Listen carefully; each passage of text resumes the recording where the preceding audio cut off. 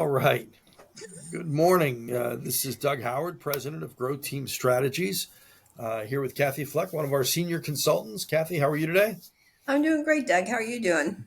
Good, good, good, good. So we're here with another episode of Selling the Dream, and this, like some of our other upcoming episodes, we're going to be focusing on the Value Builder program. That is something we're certified in. It's a program that was designed by a person by the name of John Warlow. He wrote a book called Build to Sell. Looked at how about 50,000 businesses in all different industries transitioned, and some of the things that make a business more sellable, less sellable, and how to get a business ready.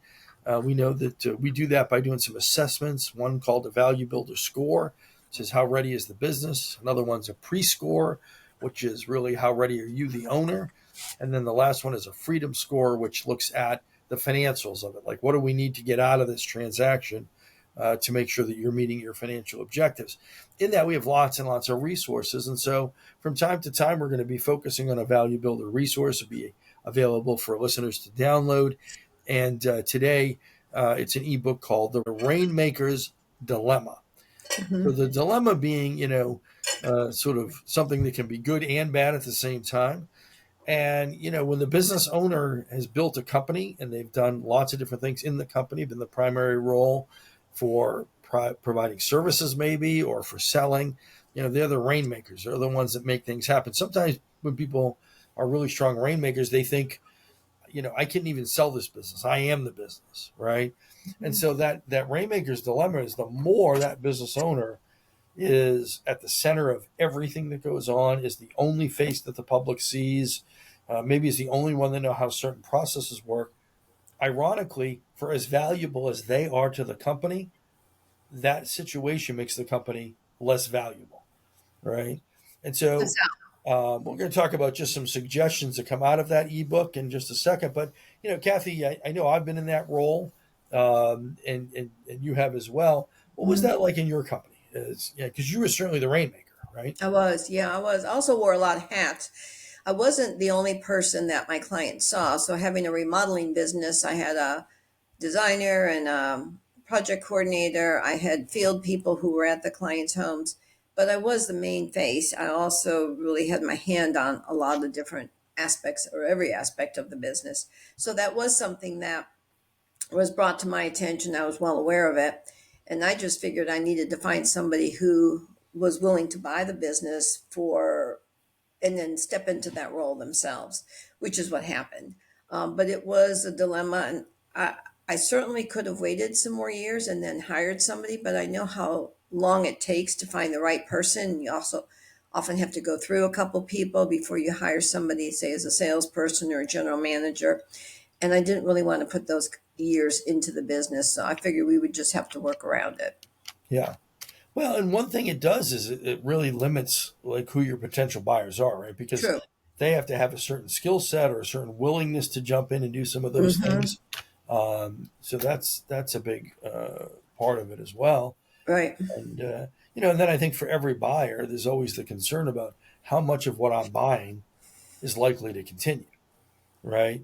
And I always tell people, when you're looking like, say, at a franchise business, if I buy the Kentucky Fried Chicken up the street, people are no more or less likely to buy chicken the next day because I own the business, Right. right? But if I buy a fine dining restaurant where the owner is, the maitre d' on Saturday nights and the main cook and has a really well known personality, and all of a sudden, I step in and, to this fine Italian restaurant, and I don't exactly have a last name that, lends itself to thinking I'm Italian, which I am, but whatever. But the bottom line is, it's like, well, Doug Howard's fine Italian cuisine, may not make it as likely that someone says, okay, well, Right. that's a place we ought to go.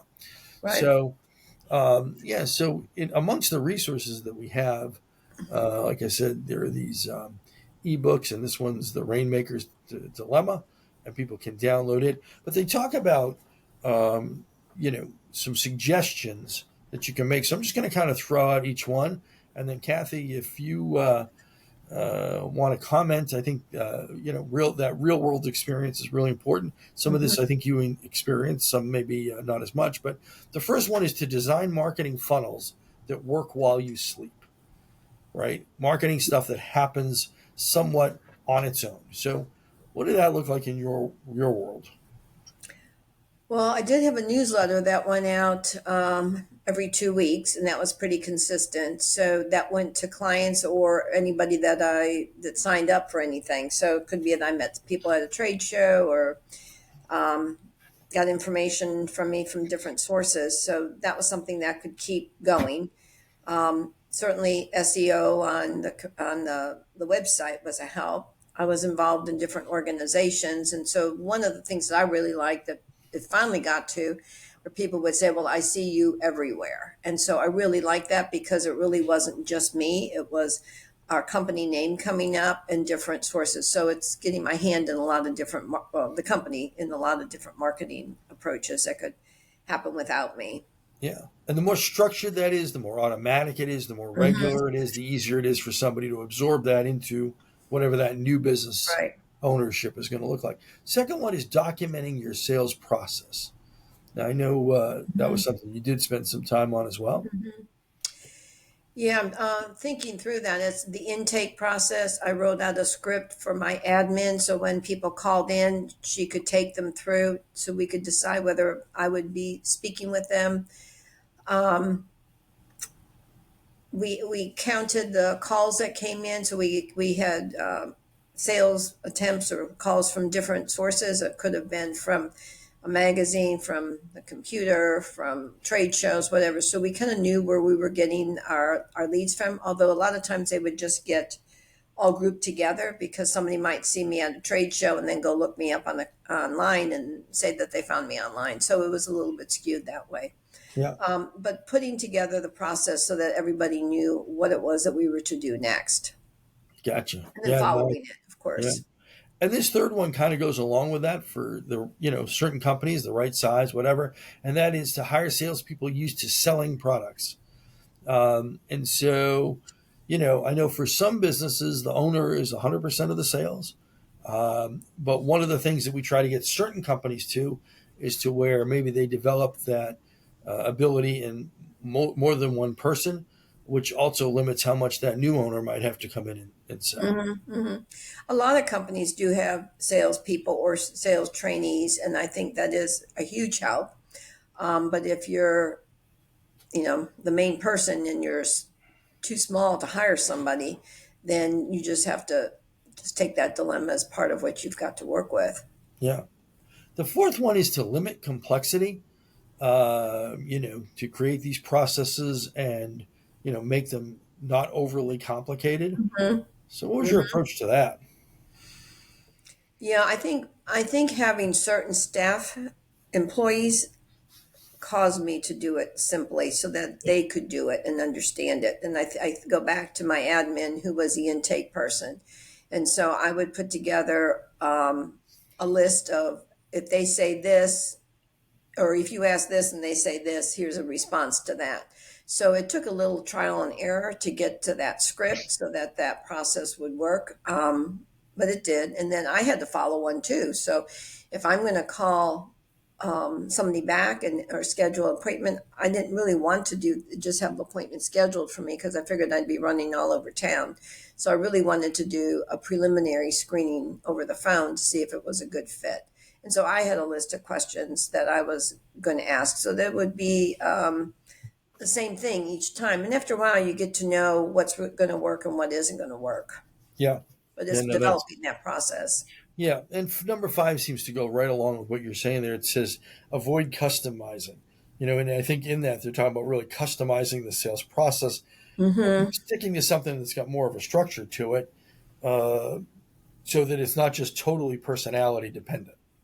Right, right. So part of it in the remodeling is budget. People always want to spend less, think they're going to get more, their project's going to be less. And I would get all kinds of reasons that they didn't want something high end. They were trying to get the price down. But I would say bathrooms typically start around this amount, or kitchens typically start around this amount. And if they say, "Oh no, well that's way too much," we would end the conversation. If it was okay, I'm interested. So you could, after a while, get a feel for whether that would be a good lead for you to go out on a call. So your Sure. time is extremely important, and you don't want to be running all over town, which I did at the beginning and chased a lot of bad leads. So Yeah. part of it's getting that process in place where you know which leads are going to be helpful, and then what are you going to do when you're at the first meeting? My goal was to sign a design agreement and get paid for that so that I could just move on and start working with that client. So I put a process together to help me get to that point as well. Yep. Yep.